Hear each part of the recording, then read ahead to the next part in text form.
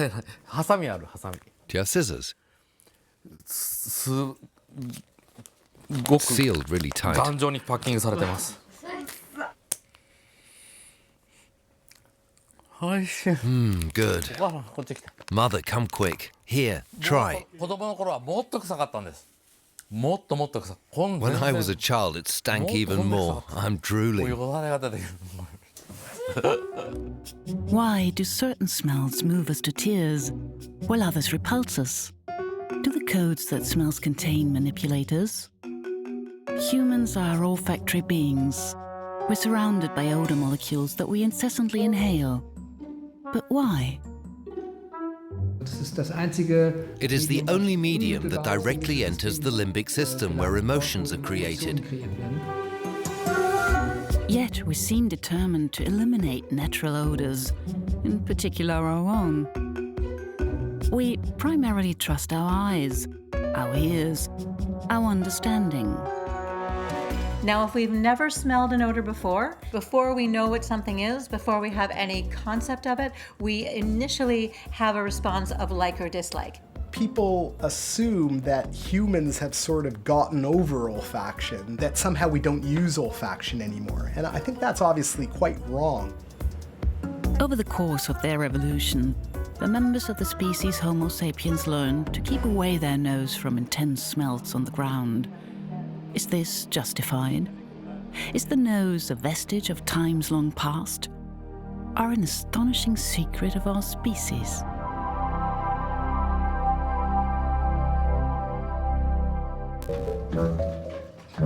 To understand how smells influence us, we have to consider one of our most elemental traits, affection. Several scientists have designed a test to see whether smell can influence our feelings for others. They ask one group of volunteers to rate the likability of people in a series of photographs.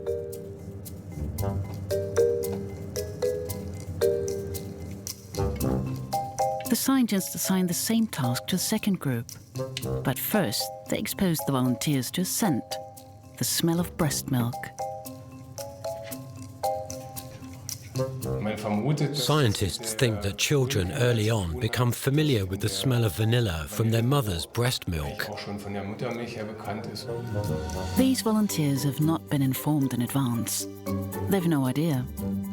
They are being manipulated.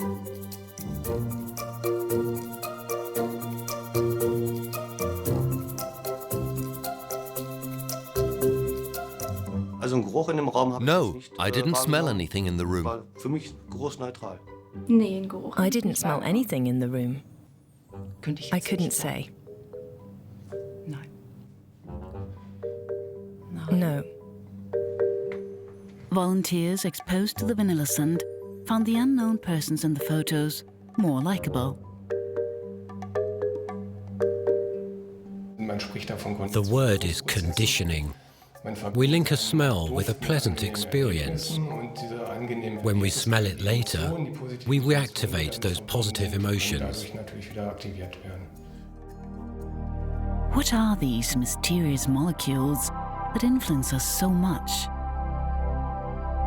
Smell is something that we perceive through our sense of smell, and it is a chemical as opposed to light waves, which are for vision, or sound pressure changes, which is hearing. So these are chemicals, and they have to be able to float through the air.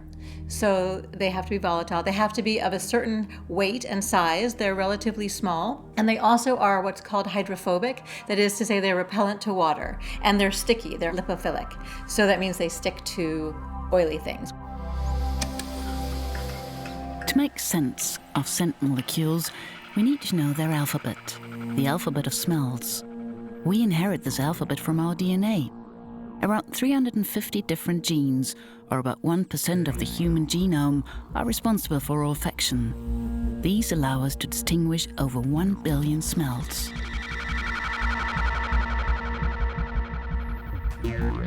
Every substance with a smell releases molecules into the air. These odor molecules contain a code that can be deciphered only by smelling them. The odor molecules enter the nose and reach the olfactory mucosa. Its 350 different receptors work like combination locks. Every receptor is specialized in deciphering a particular particular molecule. But most smells consist of complicated combinations of molecules. For instance, the smell of coffee is made up of around 100 distinct odors. The avalanche of stimuli they trigger constitutes its code. This code signals an alarm that says, coffee.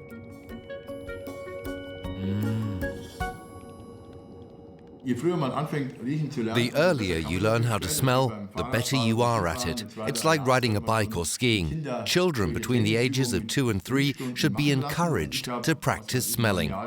I took drawing courses for 9 years and music lessons, but it didn't help at all. I can neither sing nor draw. It was all for nothing. I would rather have taken smelling classes. I would have preferred to practice smelling an hour a week in school.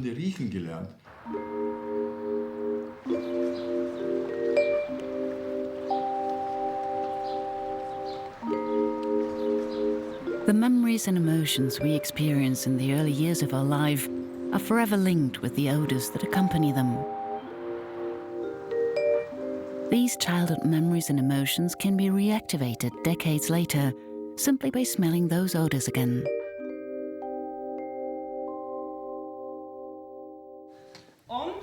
First, I want you all to blow your nose, okay? Get a tissue and blow your nose really well. Then I'll collect the dirty tissues. Now, let me explain what we're going to do next. We're going to cover your eyes and ears and smell different scents. And you're going to tell me a little about each smell. The first time in life when you smell a smell is the essential moment. If that moment is positive or negative, your relation to that smell remain positive or negative till you die, you know? Your prejudices never go away, you know? There's no way in our world you can relearn your take on a smell. So if you can influence that first time, you know, to become more than just black and white, then there's hope. If they end up saying, wow, what an interesting smell, then there's hope in the world.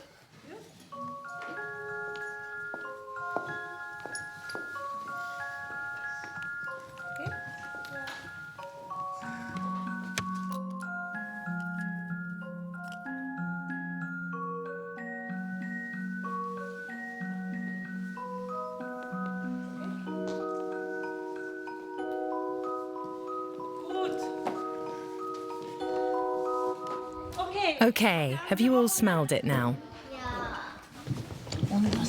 And what do you smell? Pepper.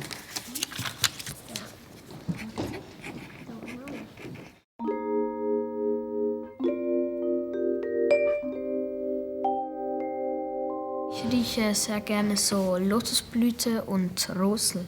Shampoo, Lavendel, Rose und Pfefferminz. Pizza, Schokolade, Schokovanille. Und das, was ich gar nicht gerne rieche, ist wie der König gekackt.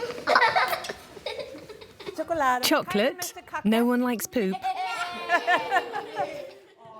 Of course, you live in a world that's sterilized, deodorized, and sanitized. All those smells are, you know, it's like shocks, you know. That's why in my workshop, when the kids smell these kind of things, they think it's absolutely outrageous. They think it's amazing. Does anyone know what that is? What does that smell like? Pilze. Mushrooms? Auch Champignons? That is smelly feet. Oh. But perhaps a little bit of mushroom is in it too.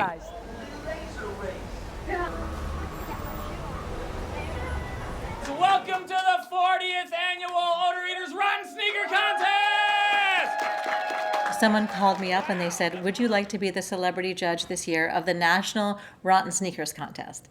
And at first I was really skeptical and I'm not really so sure about this. The person that was speaking to me was very persistent and I thought it was kind of cute and funny sounding. And I was starting to tell people about this and they'd say, are you crazy? These kids have the rottenest smelling sneakers in the country and you're gonna go smell them. I mean, it was bad, but it wasn't nearly as bad as I expected it was going to be. And then I realized how much thinking and cognition and all sorts of sort of background and expectation go into interpreting our response of disgust. We go to great lengths to avoid unpleasant smells, but perhaps they're more important to us than we think. Rachel Hertz, a psychologist and evolutionary biologist at Brown University, studies disgust. She became interested in the phenomenon because of poison, specifically its taste.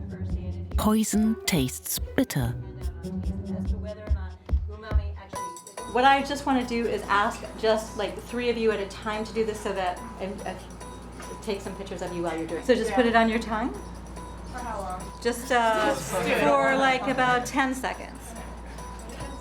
Maybe less. Oh. In terms of the face that people are making to this bitter compound, this is the face of disgust. This is the face of emotional disgust as well as the face of bitter taste. So the emotion of disgust is scaffolded on this bitter taste reaction because if I didn't know what had happened to her, I could just think that she had to put her hand in cold spaghetti and she was told it was worms. So her face is the same if it's disgust or if it's bitter taste. That our mouths respond to. Our response to bitter tastes and to unpleasant smells have the same evolutionary background. Both warn us of danger. But knowing what is dangerous and what isn't is everything but easy. I'm going to give you an odor jar. It's white with a black lid. I'm just going to ask you to unscrew the black lid and smell the cotton inside, but before you do that, I'm going to tell you what it is, and then I just want to see how you think it smells. Okay, open the lid and wait for me to tell you what it is. Okay. Okay, this is Parmesan cheese. Okay.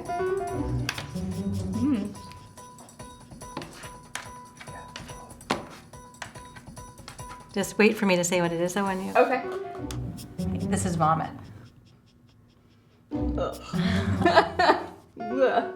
Bad. And do you think that what you just smelled was the same as what you smelled first? No.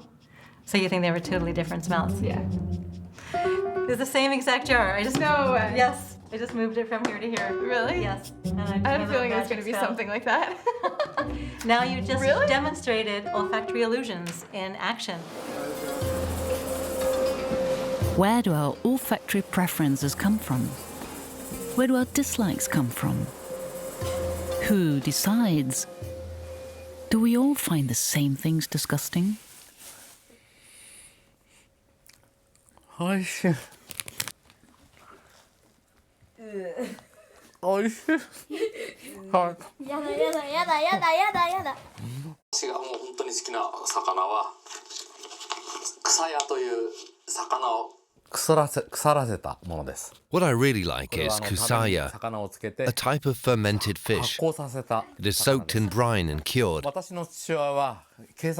My father was a police officer. When I was 3 or 4 years old, we lived for 2 years on Miyake Island. That's where I ate it for the first time. My whole family loved it.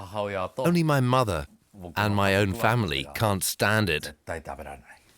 You, through your own personal experiences, culture can play a big role, but also your own personal experiences mediate what you find good and what you find bad. So every culture has, what I like to say, its favorite rot. So for example, in Western cultures, a lot cheese. So for example, take blue cheese in particular. That's you're controlling the rotting of mold so that you get a particular kind of cheese, and people love it. And then you go to another culture, and they'll be thinking that that is disgusting.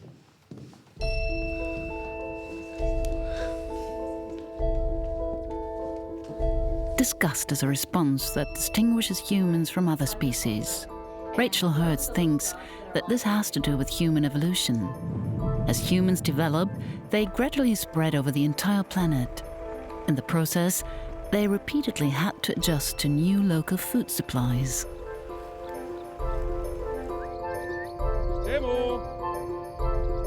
In contrast to species where the variety of food is fixed from birth, human beings had to learn what is good for them and what isn't. Disgust is a learning aid. It is the emotional alarm that people cannot ignore. The codes for disgust are different in different cultures. There's no universal code for the disgust sensation. But are we really so different from animals? Could it be that there are smells that we don't have to learn? Smells with universal messages already decoded by our genes. Could it be that we are more like animals than we think? The mice of Montreal. They're being tested at the Pain Genetic Lab at McGill University. Their noses can distinguish billions of smells. But olfaction is completely irrelevant at a lab that studies pain. Or so one would have thought. In reality, the noses of these mice will help solve a riddle that has long baffled this man.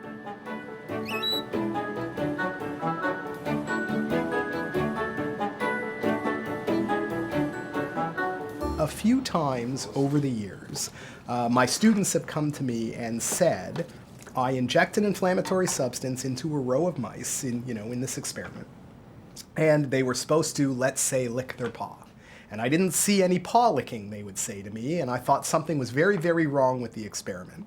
But then they would say, but it turned out to be okay, because after I left the room and we let the video cameras record the behavior, when we scored the videotape later, there was licking. It's just that the licking didn't start until I had left the room. Something blocked their pain response. As long as the lab assistant was in the room, the mice refrained from licking their paws. But not always. After hearing this story 3 or 4 times over a 6-year period, say, I said, listen, this is not the first time I've heard this story, and if it's true that experimenters produce analgesia or pain inhibition, no one has ever demonstrated that before in any published paper that I'm aware of, so let's go see if it's true. What caused the reaction in the mice? Why did they respond as expected with some lab assistants and not with others? Must have had something to do with their noses. When a cardboard cutout of a person was placed in the room, the mice reacted normally. Real human beings had to be present. That is, their smell had to be present. We figured, okay, if it's olfaction, we don't need the person to sit in a chair. All we need is a t-shirt that was worn by a male or a female the night before. That should preserve the olfactory essence of that person. And we can simply take the t-shirt and put it in the same chair near the mice. The mice were observed further. Sometimes they licked their paws, sometimes they didn't. Until Jeffrey Moger made a startling discovery. Women had no effect on the mice. It had to have something to do with men. It reduces to something very, very simple, that olfactory stimuli associated with males, that is, man smell, produces stress in mice. This was the solution to the riddle. The male scent causes stress, and stress reduces sensitivity to pain. But what surprised Jeffrey Moger even more, there is a universal male scent. In fact, we went on to do a number of studies where we got olfactory stimuli from other species, and we did dogs and cats and guinea pigs and rats and mice. All of these species worked. So the question is, why do humans produce this effect? Simply because human males smell like male dogs, male cats, male guinea pigs, male rats, and male mice. And what we believe is that the subjects are not afraid of us so much as they're afraid of other males of their species. All male mammals seem to smell the same.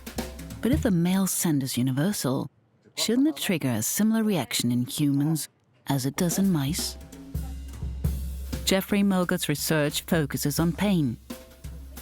At regular intervals, This test subject was asked to indicate how painful he finds the ice-cold water, until the pain causes him to remove his hand.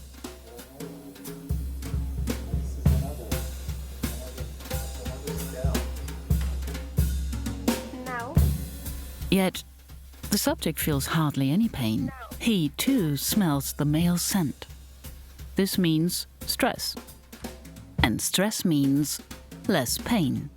It's another indication that we are more like animals than we like to believe, and that phenomena that can be found in lower mammals can also be found in humans, that we haven't erased this sort of vestige of our past. And what happens if I put this maleness scent on my body? Would I... Well, again, you don't even need to put it... Oh, I see where you're at. Let me say, first of all, ultimately, all you need to produce this phenomenon is the chemical itself. Now, what would happen if you put that chemical on yourself? Yes, you would smell even more manly than you do now. I couldn't empty a public bus, for example. I don't know. I think some people would react well and some people not.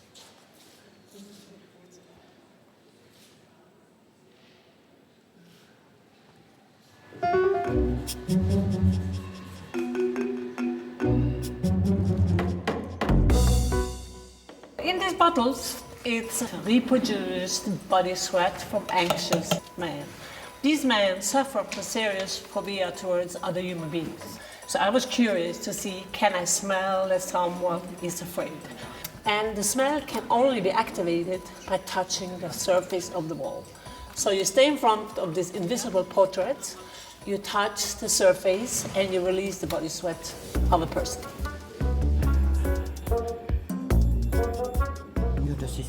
That's not bad.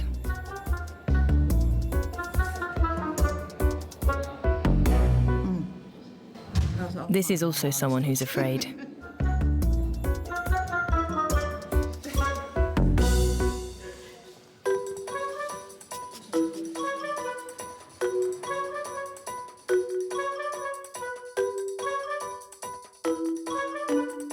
Everything's about look. He, she, it looks. I don't think that the nose were there just for the purpose to breathe in and out. The nose can identify and understand the situation far beyond what you see. And the nose is much quicker than any of the other senses. It's so much we are missing out by not integrating our noses for the purpose of understanding the world, you know. And understanding the world we live in from the perspective of the nose, you understand that specific situation in the moment of emotion. And learning in emotion, and in context of emotion, you learn much more fundamental. You know, 31% of communication is rational, the rest is emotional.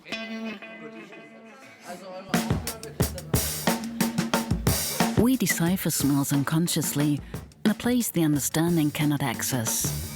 The psychologist Bettina Pause studies chemosensory communication, a secret language in which humans exchange not words, but smells.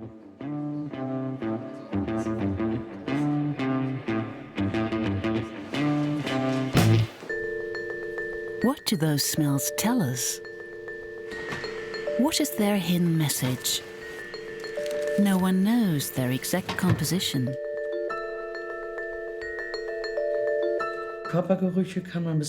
Even today, body odours cannot be artificially synthesized. Body odours contain many hundreds of substances that have to be arranged in a certain concentration to emit the intended signal. Fear is one such signal. To find out the effect of the smell of fear on others, one needs real-life sweat from nervous people. Bettina Pause collects the perspiration of students immediately before a big exam. She wants to find out whether smelling fear has the same effect on people as seeing it.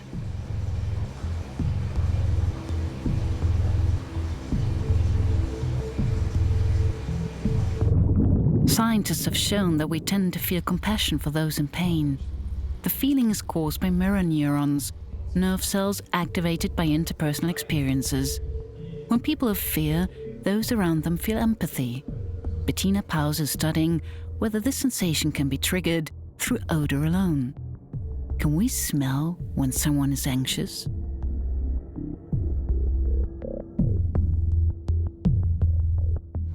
Here's a neutral picture with the smell of fear in the background. The same brainwaves appear when people see others in pain. Stress and fear are conveyed by odor molecules. It is a type of social alarm system to inform us as quickly as possible about potential dangers. We don't learn to communicate these messages. They're genetically programmed.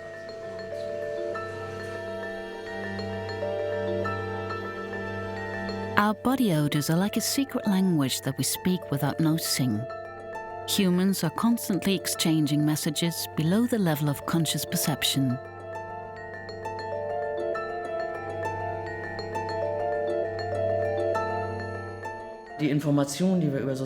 Odors supply us with social information such as age, whether a person is suitable as a partner, whether he's stressed or aggressive, what he just ate, or whether he's healthy, and probably much more.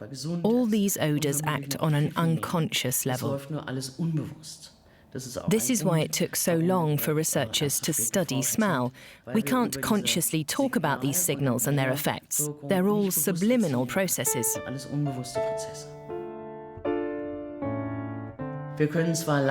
We can laugh when we aren't happy. We can look sad, although we aren't.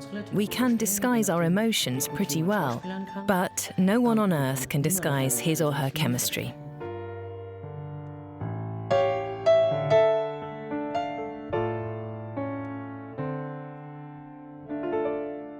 People think it doesn't matter in their lives. Even the American Medical Association, if you lose your sense of smell, they value that at between 2 and 5% of your life worth. So if you're trying to sue somebody for money, then that's all that you can get. That's what they'll say that you can get, whereas vision is 85%.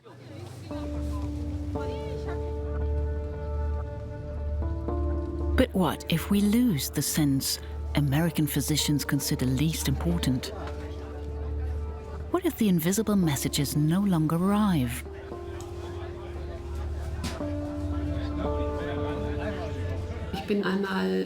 I was in the kitchen and drank a glass of milk when my partner entered and said, "What stinks? Whoa, the milk is bad."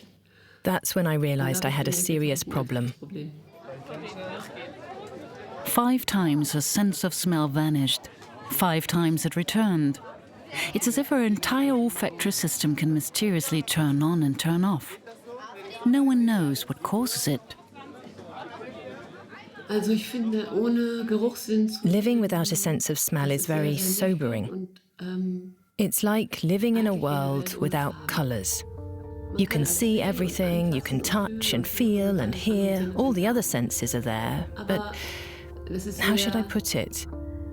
It's like being placed behind a sheet of glass. Around 5% of the population suffer from anosmia or odor blindness. Some don't realize it, but they have to live with the consequences, which include eating disorders. The absence of this seemingly unimportant sense can plunge people into a deep crisis. I find it really sad when I saute onions. That smell is wonderful because it makes your mouth water, but I can't experience that.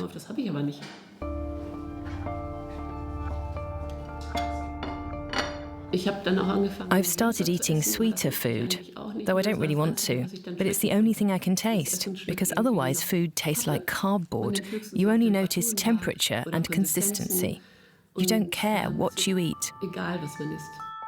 The tongue is considered a taste organ. In reality, it merely controls which foods enter our bodies and which do not. The actual tasting takes place somewhere else.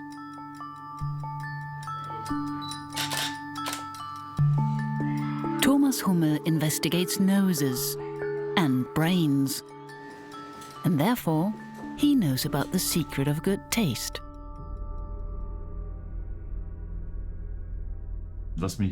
What we can see here are the taste buds. Our ability to taste changes depending on how many taste buds we have.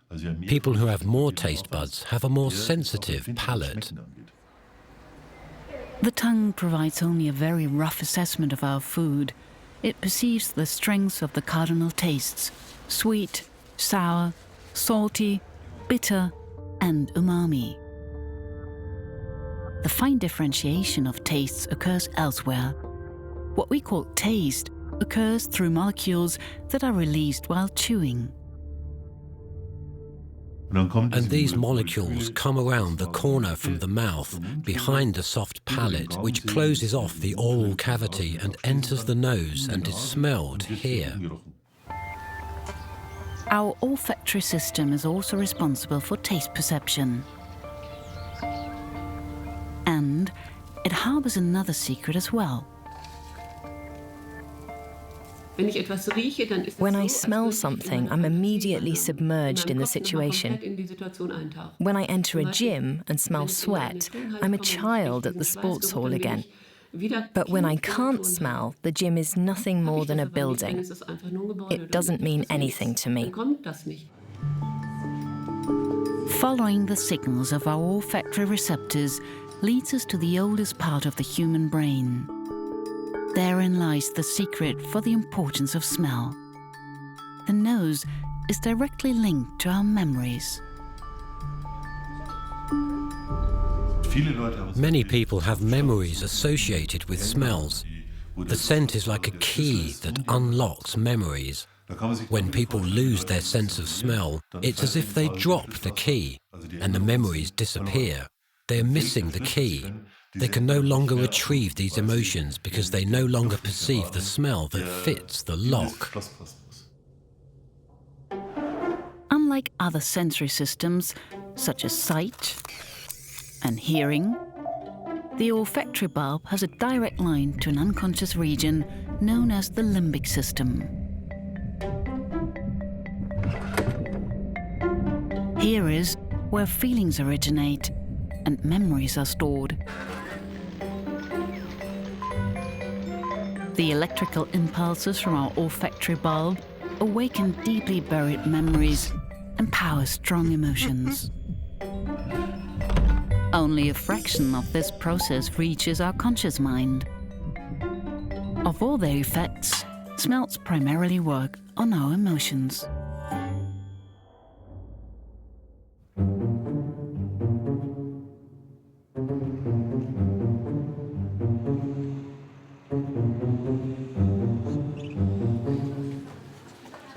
One of the most cold-blooded figures in world literature had his education here, the woman killer Jean-Baptiste Grenouille.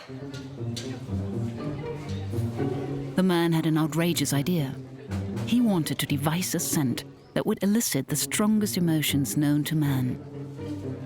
But first, he had to learn the art of perfumery.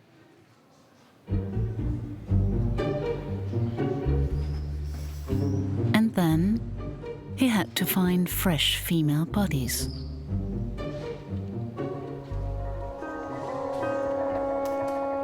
He wanted an irresistible elixir that would bring him the love he had yet to experience himself.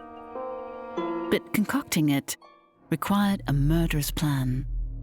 He slinked through town and grabbed them at night.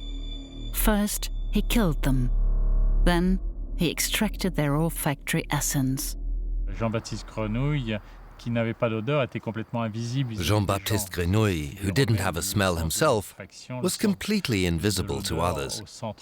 Creating a smell gave him a sense of smell again and made it the focus of his sensuality. He wanted to create a smell that is as alluring and seductive as possible. On the one hand, something like sulfur, something devilish, but also something sensual, animalistic, flowery and pure. One must play with the pure notes. These are the orange tree blossoms.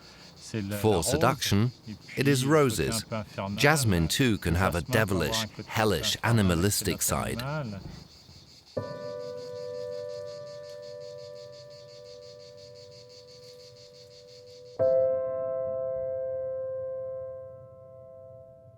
Dans le livre de Susskind, Le Parfum, the figure of Jean-Baptiste Grenouille in Susskind's Perfume is an invention, of course. But finding a universally irresistible perfume is still our holy grail. C'est un peu notre quête à tous, c'est notre Graal à tous. Parce que on aimerait We bien would love avoir to un create a parfum perfume qui that devienne, enchants auquel les hommes ne everyone. peuvent pas résister. In the past, irresistible scents came from nature only.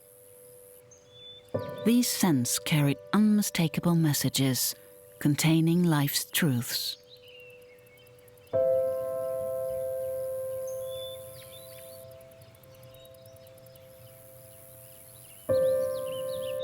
Je vais te repeindre le même endroit.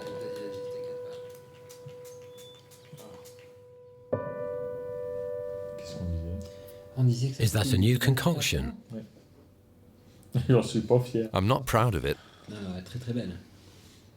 Like always, rose and jasmine. Là, je pense qu'on est arrivé vraiment à... I think we have arrived at the kind of perfume that Jean-Baptiste Grenouille would have created, autour de la rose, arranged around orange blossoms, jasmine and roses. These three elements also have a very sensual side, with animal notes of leather. I don't know if it is irresistible, but I don't think it's bad. À vous de me dire. On va jouer avec des notes régressives qui nous rappellent. We play with regressive notes that recall our childhood. We play with animal scents that awaken a sexual, sensual sensation. We play with a multitude of elements so that our perfume can transport a message. A message of seduction, freshness, cleanliness or innocence. These elements, thanks to certain raw materials, allow us to create a certain message.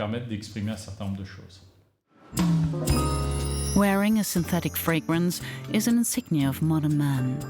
By controlling our own odors, we want to do away with our animal nature and replace it with scents and messages we invented ourselves.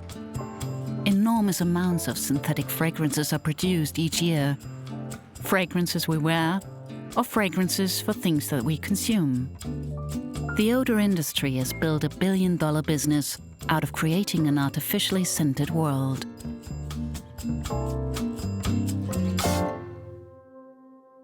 Symrise in Holzminden has 12% of the global market share, making it one of the largest fragrance companies in the world. Its products are both invisible and ubiquitous. Odor molecules are Symrise's stock in trade. They're designed to convey information that makes goods seem more valuable.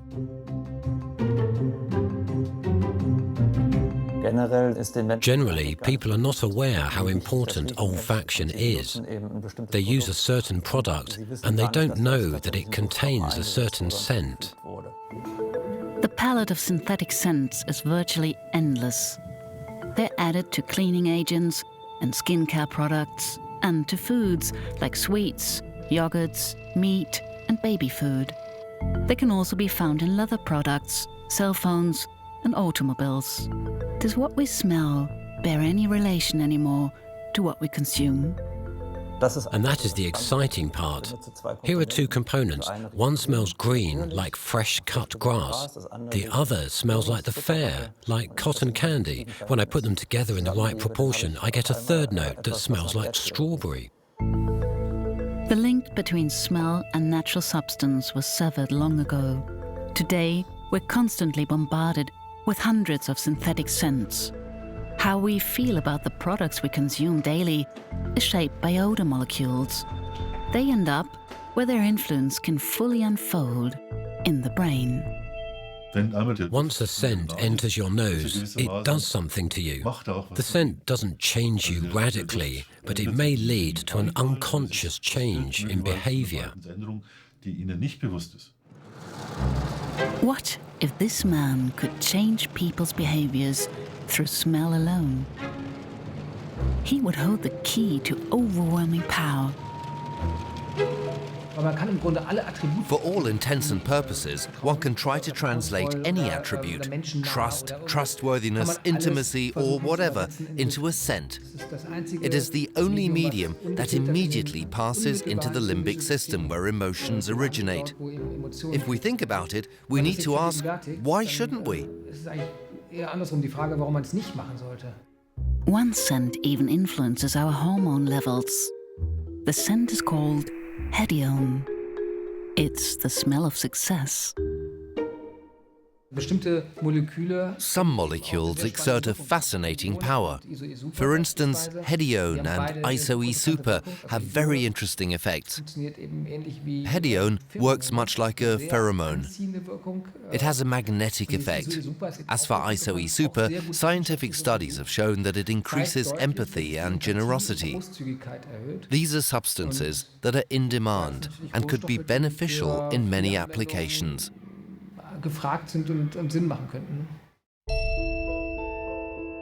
Robert Müller-Grünow is a scent marketer. The scents created here are used in companies around the world. Today's fragrance industry is booming, and almost every sector works with scents. They've long become a part of global marketing. Wherever large numbers of consumers gather, industries are trying out new scents. The companies want something that is buried deep in people's interior, their emotions, and by extension, their money. At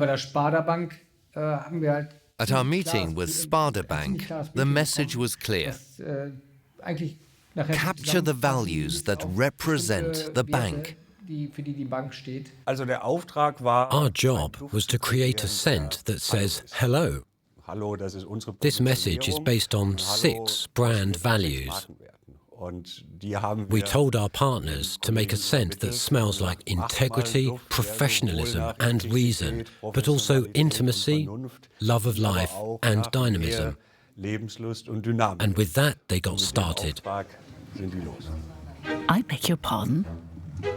What it's about, ultimately, is strengthening customer loyalty in a branch where contact with customers has become increasingly infrequent. It contains a very large share of hedione, 40%, I think. It is a scent that transports something very human, something that suggests human intimacy.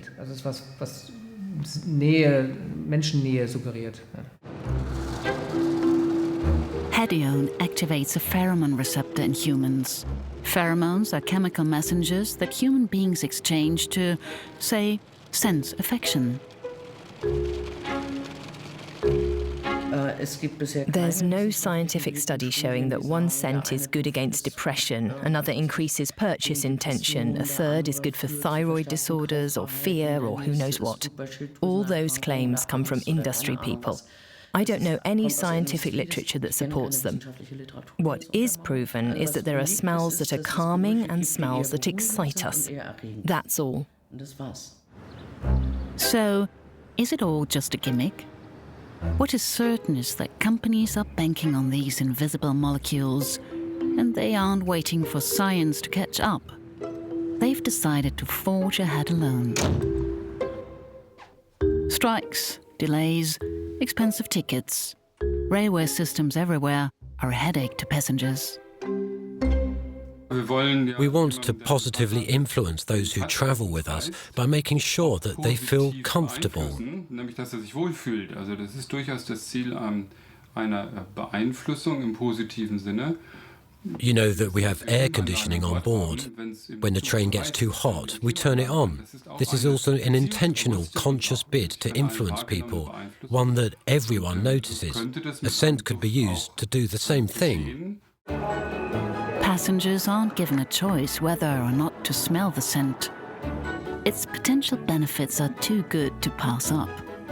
According to one study, the use of certain smells can lead passengers to believe they're getting better value for their money.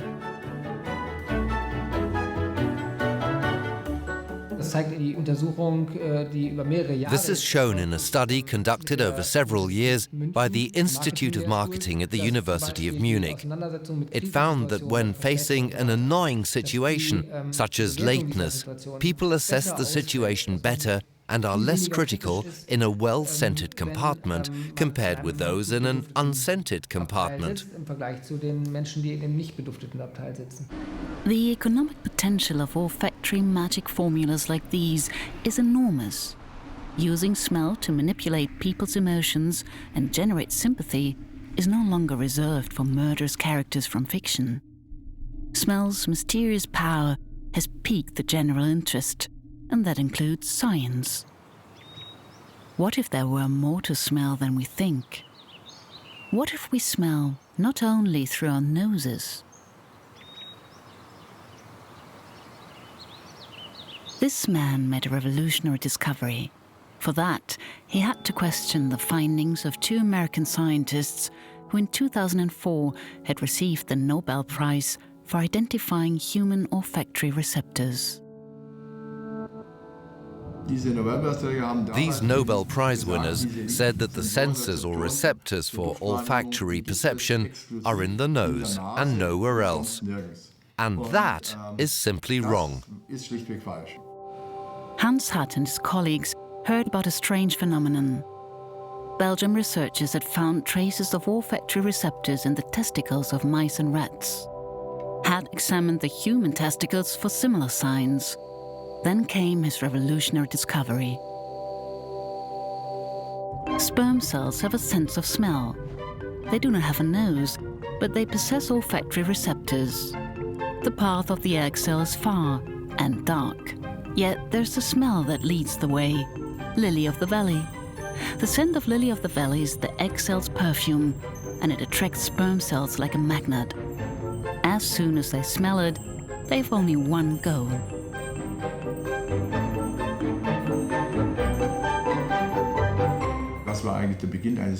This was the beginning of a major breakthrough in science. We have since examined the body from head to foot: heart, kidneys, lungs, liver, brain, and have found olfactory receptors from the nose in every tissue of the body. Olfactory receptors can be found even in the intestines. There they serve to analyze the food as it is being digested. Odor molecules activate receptors in the intestinal cells, which then release chemical messengers. These messengers signal to the muscle cells to contract, ensuring smooth digestion. However, Hans Hatt discovered something else. He found that cancer cells have olfactory receptors as well, 2,000 times as many as healthy cells. One can even use it as a diagnostic criterion. For instance, I know that if only a few receptors are present on a prostate cell, it is healthy. If many are present, it is cancerous. It's an exciting possibility. Might the right smell someday stop tumor growth? For that to become reality, however, much research is needed. So far, we only know 10% of the smells that activate human olfactory receptors.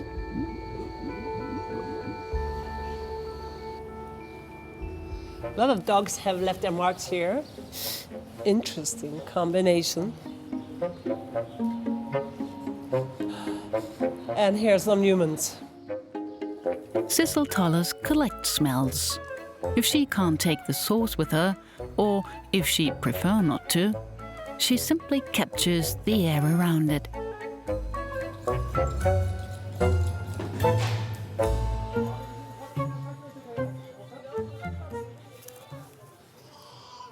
I collect the smell molecules from this garment. I can show people this is how it smells, you know, and this molecule or this smell, together with how you smell in your own body, is your image, is your, so to say, smell DNA, you know, in the end of the day. That's what comes across when you meet other people, yeah? It is here, in this laboratory, that Sissel Toller stores the world's smells. Nearly 7,000 so far. She's mapped entire cities by their smells. but never once has she deemed one good or bad. If you speak about cheese, yeah, it's a quality if it smells like a body. And if you speak about the body it's smelling as a cheese, you know, it's negative. So why is that? Science so much further, and we should start to see what science kind of have found out and start to integrate it and use it. Indeed, the investigation of olfactory perception and its application has only just begun. Probably we should prepare ourselves for some surprises. Why not use smells as a weapon? You have to walk away. You can't do anything. No one can stand the smell. Certainly it's a good thing. That is a very humane way to wage war. I find it interesting. If I were in the military, I would definitely give it some thought. Militär wäre ich mir darüber Gedanken machen. Klar.